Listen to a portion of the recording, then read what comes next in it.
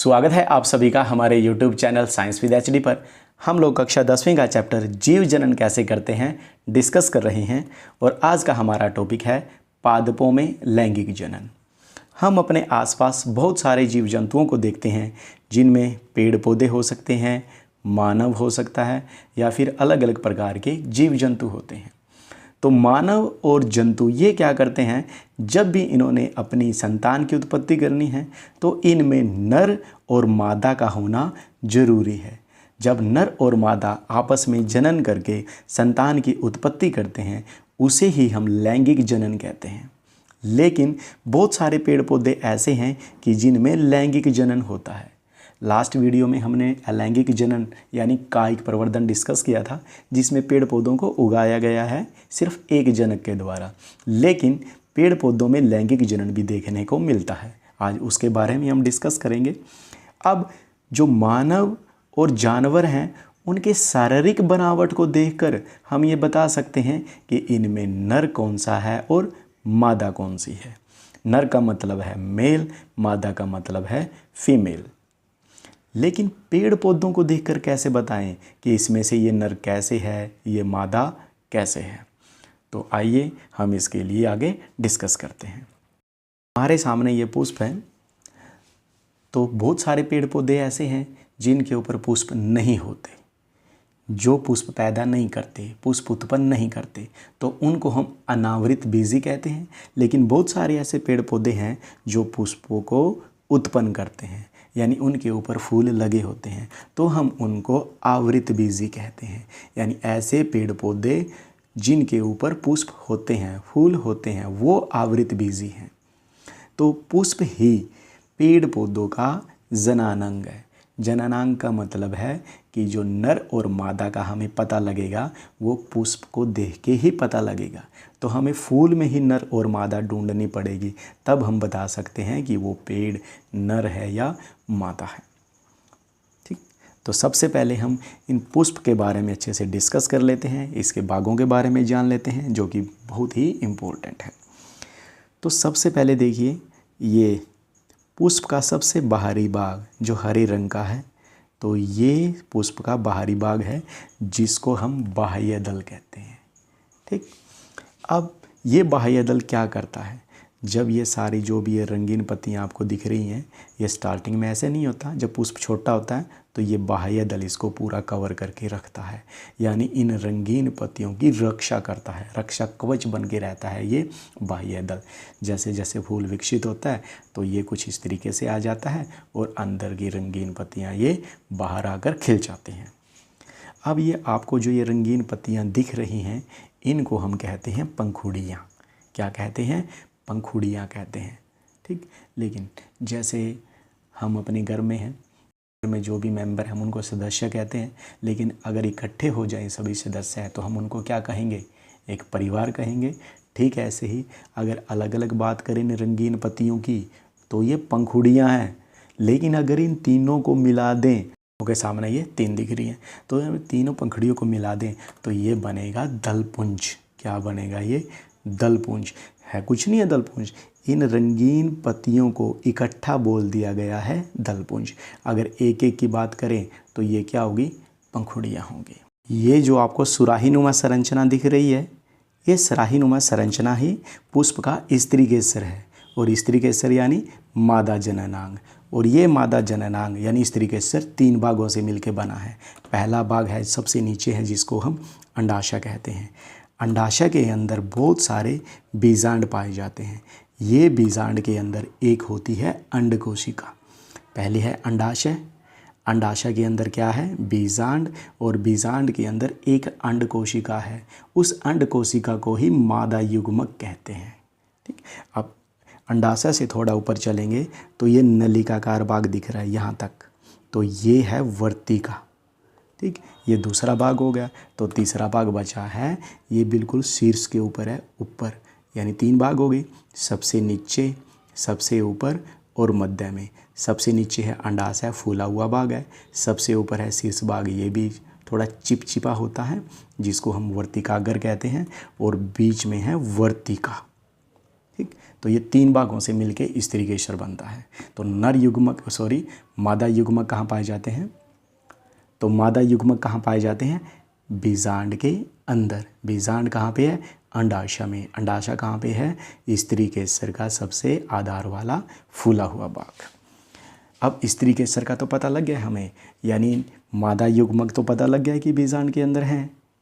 अब नर भाग के बारे में जानते हैं, यानी नर युग्मक कहाँ पर है। देखिए, बाह्य दल के बारे में पढ़ लिया, रंगीन पंखुड़िया के हो गई, और ये हो गया स्त्री केसर। इसके अलावा अब क्या बचा? हाँ, बस यही तो बचे। ये धागे के जैसी संरचनाएं हैं और इसके भी सिरे के ऊपर ये उभरा हुआ फूला हुआ भाग है। तो यही क्या है? पुष्प का पुंकेसर, यानी पुष्प का नर जननांग। तो इनको अगर देखें तो ये भी 2 भागों में बंटे हुए हैं। एक तो ये नलिकार भाग हो गया और दूसरा हो गया ये फूला हुआ भाग। जो नलिकार भाग है ये एक लंबी सी पतली सी धागे की जैसी संरचना है, इसी को हम कहते हैं तंतु। क्या कहते हैं? तंतु। और इस तंतु के सिरे के ऊपर है परागकोश। तो इस परागकोश को थोड़ा सा जूम करके देख लेते हैं। ये हो गया तंतु और इस तंतु के ऊपर हो गया परागकोश। परागकोश भी 2 भागों में बांटा हुआ है ऐसे ही। जब इसको ये पूरा डिवाइड नहीं है, बस आगे से जैसे बहुत सारे में कट सा लगा होता है ना, जैसे गेहूं के दाने में कट सा लगा है, ठीक वैसे ही कट सा लगा हुआ है। तो जब इसको यहाँ से खोलेंगे तो अंदर हमें छोटे छोटे बिल्कुल पाउडर के जैसे कण होंगे, लेकिन बिल्कुल बारीक। ठीक है, ऐसे सामान्य नेत्रों से हम देख नहीं पाएंगे इनको, मतलब कि कण नहीं देख पाएंगे, हमें पाउडर के जैसा लगेगा, बिल्कुल छोटे छोटे हैं। तो उन्हीं को पराग कण कहते हैं। कई बार हम फूल को टच कर देते हैं तो हाथ पे पीला पीला सा रंग आ जाता है, तो वो ही पराग कण होते हैं, और हज़ार लाखों करोड़ों की संख्या में हमारे हाथ पे लग जाते हैं वो। तो ये पराग कण होते हैं, और इन्हीं पराग कणों को नर युग्मक कहा जाता है। तो अंड कोशिका मादा युग्मक हो गई और पराग कण नर युग्मक हो गए। तो पुष्प के अंदर हमें पता लग गया कि नर युग्मक भी होते हैं और मादा युग्मक भी होते हैं। लेकिन कई बार ऐसा होता है क्या कि यहाँ पे तो हमने एक एग्जाम्पल जिस भी फूल का लिया है उसी में आप लोगों को स्त्री केसर भी बता दिया, और उसी के अंदर आपको पुंकेसर यानी मादा भाग और नर जननांग एक ही में दिखा दिया। लेकिन बहुत सारे पुष्प ऐसे हैं, जैसे पपीते का एग्जाम्पल लेते हैं। अब नर पुष्प पपीते का ऐसा है, ये अलग अलग पाए जाते हैं। अगर कोई दूसरा पेड़ है तो स्त्री पुष्प यानी स्त्री जननांग ऐसा होगा, जिसके अंदर सिर्फ स्त्री केसर पाया जाएगा। तो उन पुष्पों को हम कहते हैं एक लिंगी। लिंग का मतलब होता है कि वो स्त्री है या पुल्लिंग है। लिंग 2 प्रकार क्या होता है? एक लिंगी का मतलब एक लिंग उपस्थित होगा, उस पुष्प में या तो सिर्फ नर युग्मक होंगे या फिर मादा युग्मक होंगे, तो उन पुष्पों को एक लिंगी कहा जाता है। ठीक, कोई ज़रूरी नहीं है कि नर हो, दोनों में से कोई एक हो, कोई एक जननांग होगा, या तो नर जननांग होगा या फिर मादा जननांग होगा, तो ही हम उनको क्या बोल देंगे?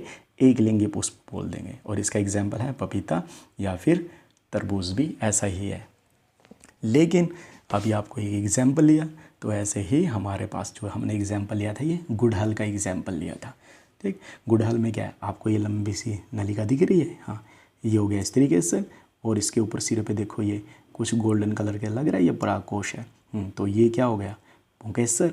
तो एक ही फूल के अंदर दोनों जननांग है। अगर ऐसे पुष्प हैं तो हम उनको उभयलिंगी कहते हैं।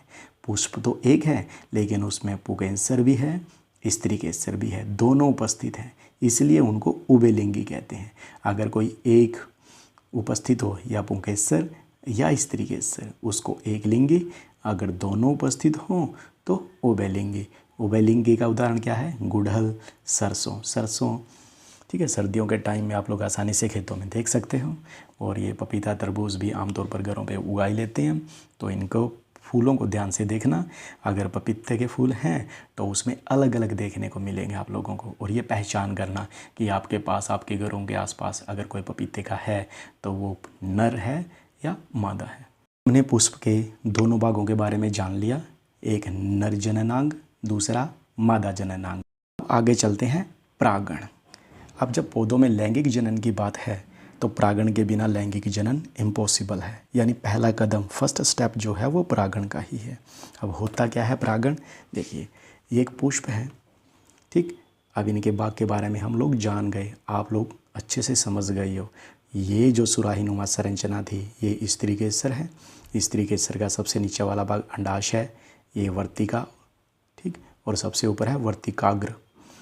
तो ये जो पुंकेसर का परागकोश है, परागकोश के अंदर परागकण है। ये परागकण जब वर्तिकाग्र के पास पहुंचते हैं इनका स्थानांतरण हो जाता है, उसी को हम परागण कहते हैं। परागण होता है दो प्रकार का, पहला है स्वपरागण। कैसे? स्व का मतलब होता है खुद, स्वयं, यानी एक ही फूल होगा, उसी फूल के परागकण उसी फूल के वर्तिकाग्र के पास पहुंचते हैं तो ही हम उसे स्वपरागण कहते हैं। दूसरा होता है परपरागण, यानी पराया परपरागण। तो अब इसमें दो फूल होंगे, एक फूल के तो परागकण होंगे, ये किसी दूसरे फूल के वर्तिकाग्र पर पहुंचते हैं तो ही हम उसे परपरागण कहेंगे। अगर इस फूल के परागकण इसी फूल के वर्तिकाग्र पर पहुंचते तो स्वपरागण होता। अब फूल अलग अलग है, एक फूल के परागकण है, दूसरे फूल का वर्तिकाग्र है, तब जाके हमने इसको परपरागण बोला है। अब ये फूल हो सकता है इसी पेड़ पे लगा हो या फिर किसी दूसरे पेड़ का हो, उससे कोई लेना देना नहीं है। बस एक फूल से दूसरे फूल पे अगर परागकण जा रहे हैं, चाहे वो उसी पौधे का फूल हो चाहे वो किसी दूसरे पौधे का फूल हो, तो भी हम उसको क्या बोलेंगे? परपरागण बोलेंगे। यानी फूल दूसरा होना चाहिए बस। अगर एक ही फूल के परागकण उसी फूल के वर्तिकाग्र पर पहुंचते हैं तो स्वपरागण है। अगर वो फूल को चेंज कर रहा है, यानी परागण अपने वर्तिकाग्र को छोड़ के किसी दूसरे फूल के वर्तिकाग्र पर पहुंचता है, तो उसे परपरागण कहते हैं। और ये परपरागण, ठीक है, और ये परागकण एक फूल से दूसरे फूल के पास कैसे जाएंगे? अब ये दो तरीके से जा सकते हैं, या तो उनको अजैविक घटक लेके जाएंगे या फिर उनको जैविक घटक लेके जाएंगे। अजैविक मतलब जो जीवित नहीं है, वायु और जल, ये दो बेचारे दूसरों को जिंदा रखने के लिए तो सहायक हैं लेकिन खुद ये जीवित नहीं है। वायु और जल, वायु क्या करेगा? वायु परागकणों को उड़ा के किसी दूसरे फूल के वर्तिकाग्र तक पहुंचा देगा या फिर खुद के उसी फूल पर पहुंचा देगा, क्योंकि बहुत हल्के होते हैं ये परागकण, बिल्कुल छोटे छोटे सूक्ष्म। और जल भी ऐसे करेगा, बारिश का पानी, बारिश की बूंदें ऊपर गिरेंगी तो यहाँ से परागकण ले जा करके वो किसी नीचे दूसरे फूल के पास वर्तिकाग्र के पास छोड़ देंगे, तो भी क्या हो सके? इसका परागण हो गया। दूसरा है जैविक घटक। जैविक मतलब जो जीवित है, यानी कीट, प्राणी, बटरफ्लाई क्या करती हैं? एक पुष्प पे बैठती हैं, फिर वहाँ का रस, नेक्टर लिया, जूस लिया, रस लिया, जो भी है, फिर वो दूसरे पुष्प पे बैठ जाती हैं और वहाँ पे इनके पंखों के साथ या फिर इनके जो पैर होते हैं उनके चिपक करके दूसरे वर्तिकाग्र पर पहुँच जाते हैं। पक्षी हैं वो बैठ जाते हैं कई बार, ठीक, तो वो बैठ जाते हैं तो वायु के द्वारा, जल के द्वारा, कीटों के द्वारा, पक्षियों के द्वारा, और आप भी तो करते हो, बच्चे भी तो करते हैं। एक फूल को थोड़ा सा छू लिया, आगे चलते गए दूसरा फूल मिला उसको छू लिया, तो हाथ वही था, यहाँ से कुछ परागकण उठाए और यहाँ पे चिपका दिए इस वर्तिकाग्र के ऊपर। वर्तिकाग्र इसीलिए चिपचिपा होता है, प्रकृति ने देखिए इसलिए चिपचिपा इसलिए बनाया है कि इसके पास गलती से कैसे भी परागकण आए तो ये उसको जाने ना दे, चिपका के रखे। अब जब परागण हो गया तो अब आगे की प्रोसेस समझते हैं, आगे क्या होता है। अब जैसे ही परागकण इस वर्तिकाग्र के पास पहुंचते हैं, ठीक, तो ये क्या करता है? वर्तिकाग्र से इस अंडाशय तक एक नलिका उत्पन्न होती है। इसकी उत्पत्ति अपने आप होती है जब परागकण यानी नर युग्मक यहाँ तक पहुँचते हैं और दो नर युग्मक इस नली के अंदर प्रवेश करते हैं। दो से ज़्यादा कभी भी इसके अंदर प्रवेश नहीं करेंगे। जैसे वो नली के अंदर प्रवेश करेंगे तो हमने इसको खोल के थोड़ा इस प्रकार से देखेंगे, ठीक, ये अंडाशय ही है और ये जो नलिका है वर्तिका से होता हुआ ये कुछ नीचे से ऐसे है। जो ये दो 9 नर युग्मक हैं ये यहाँ पे पहुँच गए। ठीक, ये बीजांड है, इस बीजांड के अंदर ये अंड कोशिका है और ये है ध्रुवीय केंद्रक। ठीक है, 2 ध्रुवीय केंद्रक बोलते हैं उनको, जो ये केंद्रक हैं ये। अब ये जो 2 हैं नर युग्मक हैं और ये है अंड कोशिका यानी मादा युग्मक। तो इनमें से एक नर युग्मक इस मादा युग्मक के साथ संलयन करता है और जैसे ही संलयन करता है तो ये युग्मनज बना लेता है। तो जब नर युग्मक, क्योंकि यहाँ पे देख 2 थे, तो एक नर युग्मक कहाँ चला गया, इस मादा युग्मक के साथ संलयन हो गया यहाँ पे और उन्होंने क्या बना लिया, युग्मनज बना लिया। तो इस प्रक्रिया को हम निषेचन कहते हैं। जब नर युग्मक और मादा युग्मक आपस में संलयन करते हैं और युग्मनज का निर्माण होता है तो हम उस प्रक्रिया को निषेचन कहते हैं। उसके बाद हमारे पास 2 नर युग्मक थे, एक नर युग्मक तो अंड कोशिका के साथ आ गया, तो दूसरा नर युग्मक इस ध्रुवीय केंद्रक के साथ अभिक्रिया कर लेता है, यानी इसके साथ संलयन कर लेता है। तो यहाँ से ये चला गया और ये क्या बना लेता है, भ्रूणपोष बना लेता है। ठीक, तो यहाँ पे नर युग्मक दोनों यूटिलाइज हो गए, यूज़ हो गए। पहला तो मादा युग्मक के साथ चला गया, दूसरा 2 ध्रुवीय केंद्र के साथ चला गया, यानी 2 निषेचन हो गए यहाँ पे, इसलिए इसको दोहरा निषेचन कहते हैं। पहला निषेचन नर युग्मक और मादा युग्मक का हो गया, दूसरा निषेचन जो एक नर युग्मक बचा था एक वो, और दूसरा 2 ध्रुवीय केंद्रक, तो इसलिए इसको दोहरा निषेचन कहते हैं। और जब दोहरा निषेचन होता है, एक तो युग्मनज बनता है और दूसरा बनता है भ्रूणपोष।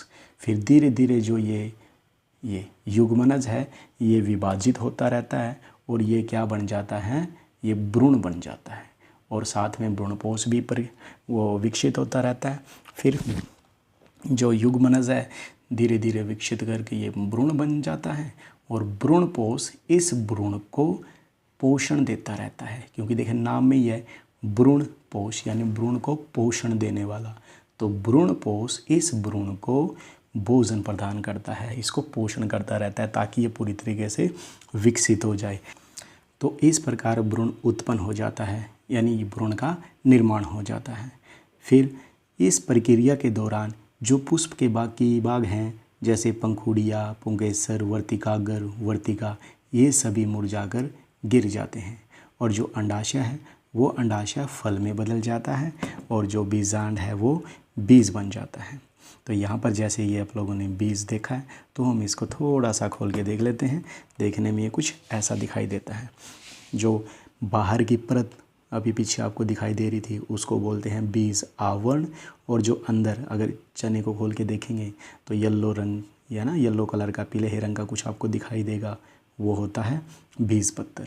ये बीज पत्र क्या करता है, उस भ्रूण को पोषण प्रदान करता है जब तक वो अंकुरित ना हो, पेड़ पौधा ना बने। तो वो जो भ्रूण है उसके 2 सिरे होते हैं, एक होता है परांकुर और दूसरा होता है मूलांकुर। परांकुर जिसको भावी पर्वो भी कहते हैं, भावी मतलब आने वाले समय में ये प्रो बनेगा, तना बनेगा, तने के रूप में विकसित होगा। और मूलांकुर को भावी जड़ कहते हैं, यानी आने वाले समय में ये भी विकसित होके जड़ बनेंगे। ठीक, तो ये कब होगा, यानी अनुकूल परिस्थितियों में जो ये भ्रूण है नवोद्भिद में विकसित हो जाएगा और इसी को हम अंकुरण कहते हैं।